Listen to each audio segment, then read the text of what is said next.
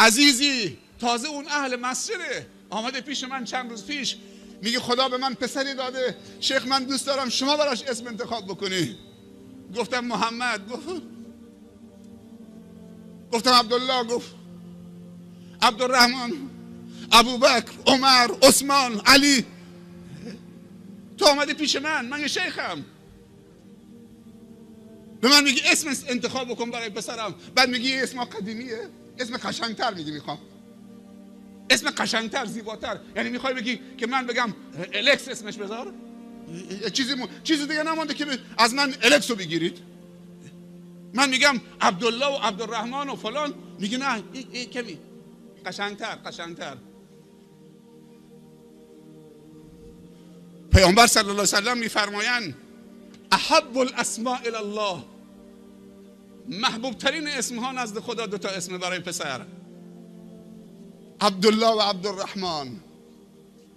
بعد اسامی که با صفت عبودیت باشه، یعنی صفت عبد داشته باشه، نه عبدالعلی،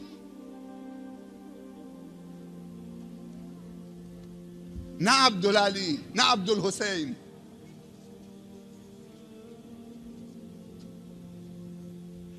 نه عبدالرسول. اینا اسمای شرکیه. عبد وقتی میاد با یک طرفش الله باشه، عبد وقتی میاد با طرف مقابلش الله باشه، چون عبد داریم و رب داریم. حتی غلام حسین، ما غلام حسین نیستیم، ما غلام حسین نیستیم. اگر قرار باشه ما غلام باشیم، غلام یک نفریم. قل هو الله احد. با عقیده نمیشه بازی کرد. عبد فلان و عبد فلان و عبد فلان.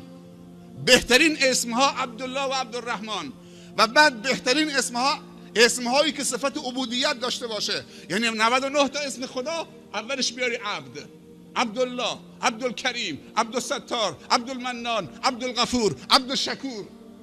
عبدالحسین، عبدالرسول. کاری به مذهب ندارم، تو شیعه و سنی هست. عبدالرسول کمه تو سنی ها؟ ما میخوایم یعنی از بندگان خدا یه خدا درست بکنیم؟ همه پیامبران آمدن که به بندگان خدا بگن انا عبدالله واجتنبوا الطاغوت. هیچ عالمی حق نداره به مردم اجازه بده دستش ببوسن. باید این تمام بشه. قدسیت به این معنا نیست. احترام عالم دارید، محبت عالم دارید، دعای خیر میکنید، حمایت میکنید از عالم، اون بحث جداگانه است.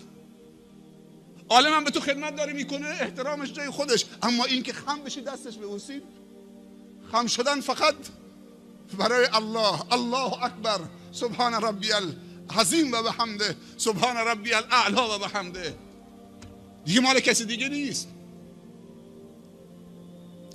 مصافحه، معانقه اشکال نداره، اما خم شدن ما اجازه نداریم.